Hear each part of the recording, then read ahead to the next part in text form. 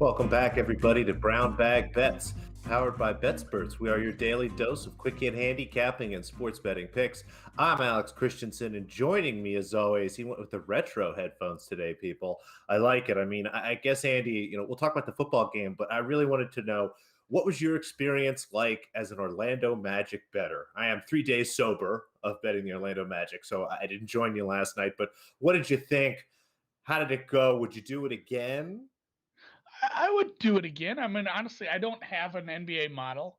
I don't look at NBA stats. I had to ask you, like, who do you think the best player in the Magic is? So, I mean, a lot of it was just I didn't even get peer pressured into it, but I ended up changing the avatar in the basketball group to as many Magic Magic emojis as I could, and This one of little them happened wizard. to yeah, one of them happened to be a wizard, and someone said, "Are we betting the Wizards too?" I said, I have to now. So ended up washing on the night, I guess. That was okay. Oh no, I made money because I bet your picks too. They That weren't too under bad. the lowest under on the board is gonna crush it again this year, apparently. So that never even I don't even think it really would it land on 190, and it really wasn't in danger. Like overtime would have been a problem, but the lead never really got small towards the end there. That was nice. And every favorite but one covered last night. So the other one that we Big, bet clearly won. big night for favorites. Yeah, the Kings just absolutely went bananas. It was almost perfect. I was, I think, 2 points away from hitting my middle on the Wizards Pelican games. I grabbed some live over 207, and there was some late missed free throws, much to my chagrin. But overall, the NBA continues to be pretty good. I'm sorry about your Orlando Magic. How'd the football game go? We missed the first touchdown scorer. George Kittle was not on my list. I think I saw a couple people that grabbed him. So congrats to anybody else that had Mr. Kittle, but he was not on our list. Second half play didn't go so hot either. It was just 49ers and more 49ers. Yeah, I took the 49ers second half. We had trouble with the stream, so I got it I got it out with like 2 seconds before the kick. But yeah, I took the 6.5 points. So Ah, I mean that was never. It's either this is what I'm saying about the halftime plays. It's either we lose them all in hilarious fashion, or we crush them all. So I had that yep, backwards. Thursday over, Sunday team total over, and then last night the 49ers plus 6.5 was silly. And there were some smart cookies in the chat last night that said, "What about a little bit on 49ers money line, like plus 220 or whatever it was?" Sprinkle that shit. So congrats to anyone who did that. There's often like hitting 2-to-1 underdogs is tough. Hitting 2-to-1 underdogs in halves and derivatives seems like there's a little more of an easier proposition, especially a second half of the game. Shorter That sample that's size. why we stayed away from that total. It said when to Shun or when does McVay quit, and I mean they struggled to get a first down in like their first 4 drives. So I don't. Really bad. It was a bad second half. I'm glad it went my way, but didn't really enjoy watching any of it. Paid more attention to basketball, and we're back out of the whatever garbage. God, where was it? Uruguay. We're back from Montevideo. We're back in Guadalajara for the WTA finals. The men's stuff is going weird right now. People are pulling it or pulling out, and I'm It's glad I'm tough. not involved in that. It's the end of the season. I mean, this is an 11th month tennis season. Players take breaks for a couple weeks or so here and there, but you're traveling all over the world. You're traveling several time zones. You're talking about 8-10 hour flights every week to go somewhere new, to stay somewhere different. You're playing tennis all the time. If you're playing good, you're playing 4 or 5 tennis matches on average a week, on top of all your practice and things like that. So it really is a grind, which is why these end events can be a little messy. But like you said, no picks in Montevideo, just a ton of huge favorites, like minus 500 or deeper, against women that I really don't even recognize their names. So staying away from that. But the WTA finals, we got through the round robin, Andy. So no more weird rules, no more thing to explain. We're just playing tennis now again. It's just a little 4-player bracket. As we look at the semifinals, the other side of we've got to play here on the one match, but the other match we're not going to be picking. Annette Kontaveit is going to be playing Maria Sakkari. Like Kontaveit a little bit in that match. I was thought about maybe parlaying her with some stuff. She's right around minus 185. I have her closer to minus 200, but Sakkari has played pretty solid as of late. So Not sure what I'm going to do with that. The play I do like, however, though, the other semifinal, Garbina Muguruza, the Spaniard, sneaks in here with 2 wins in a row in her group. She plays Paula Badosa. I've been really uninspired by the way Muguruza's looked. Badosa did lose her last match. It's a tough loss to Schweitek, but it was a match she didn't necessarily need to win. And you saw Iga really go out and put a strong effort after kind of struggling this week. I think it really meant a lot to her to walk away with at least 1 win this week, whereas Badosa was, not that she didn't play well and try her best, but I don't know if she necessarily was trying to grind out a match there. But I look at her in this matchup. I have her out closer to minus 155, almost minus 160. So minus 135 you can find. Anything from minus 135 to minus 145 looks good to me. It could be a competitive kind of 2-setter. That's why I'm going with the money line here instead of maybe going minus 2 games, minus 2.5 games. If you find something like that, Muguruza is a tough player. She can certainly take this to 3, but really like Badosa. She is the most comfortable player in these conditions, being outdoors, being 5,000 plus feet above sea level. Looked really nice. So going to grab some Badosa here for our first WTA finals pick of the week. I'm down.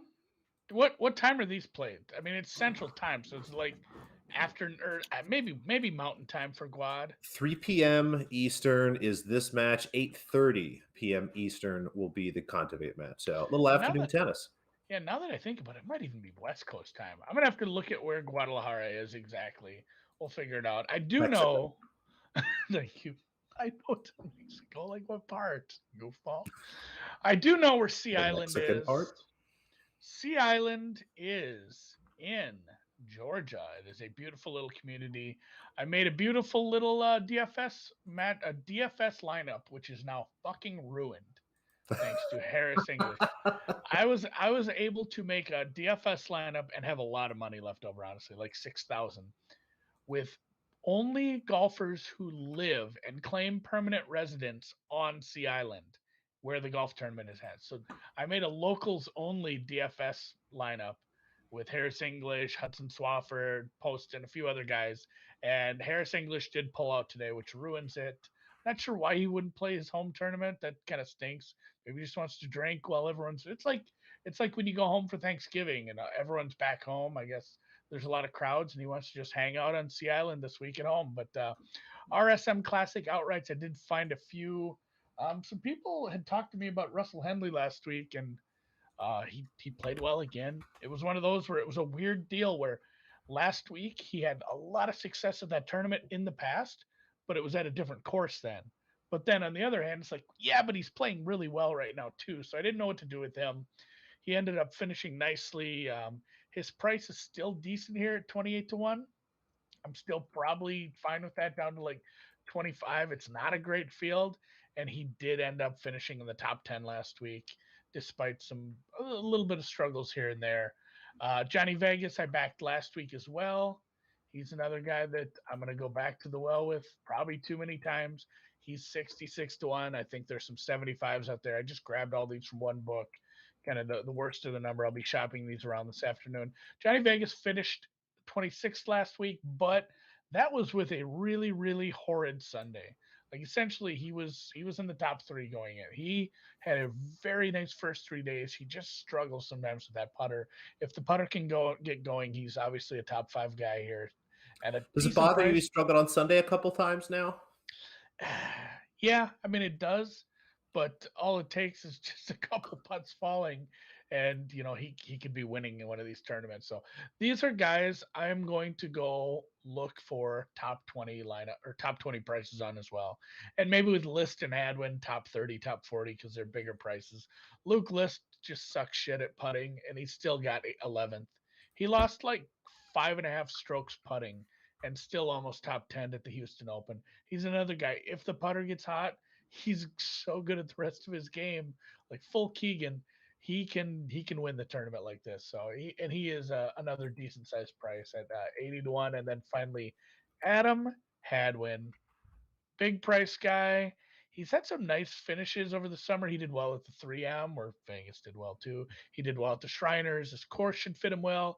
He's a pretty big number here, and just a guy who's actually good at putting. He's the opposite. He needs to get the rest of his game to follow up. So if he's finding the fairway, finding the greens, the putts will always fall. And you can find this probably 125 if you looked. So those four, I'll have some matchups tomorrow. And it's a shitty day in the NBA. Do you have anything? I didn't even look at the sheet.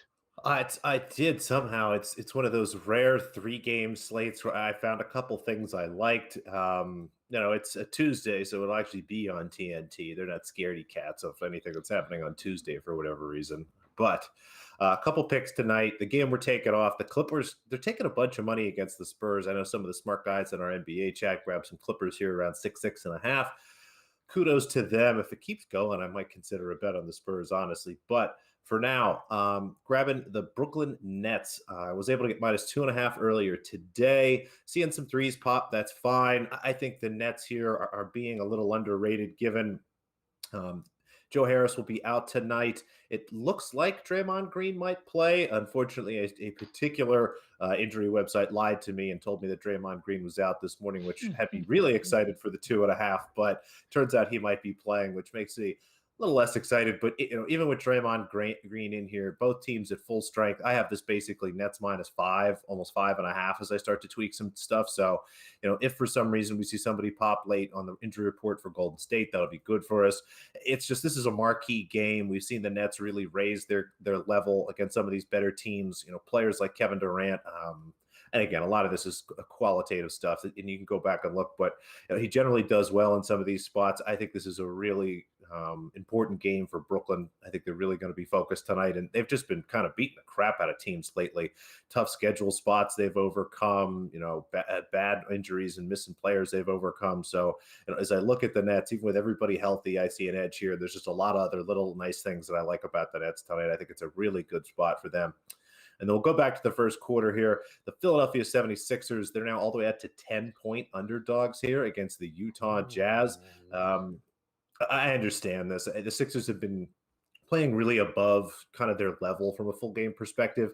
If you go and look at their shooting percentage kind of versus their expected shooting percentage based on the shots that they're taking, they're way above and beyond where they're supposed to be. So I think things are going to start to come back to earth a little bit. They're still without Joel Embiid, and the Utah Jazz specifically are a team that really beats up on teams with short benches and kind of without all their players here. So I think some of these backup minutes are going to be really tough for the Sixers overall in the full game. So not taking the 10 there, but as I look at the first quarter here, the Sixers have been a great team starting all year, are really solid in the first quarter. The Jazz have actually been a little slow out of the gate. I think, they kind of take their time, I guess, a little bit to warm in. But as you look at it, their ratings and in the first quarter are much lower than they are kind of the rest of the game. They kind of build up as things go along. So really like this spot for the Sixers. I think they can easily cover this. I have this only a 1-point difference in the first quarter. So happy to grab 3.5. There's some threes out there as well. That's fine too.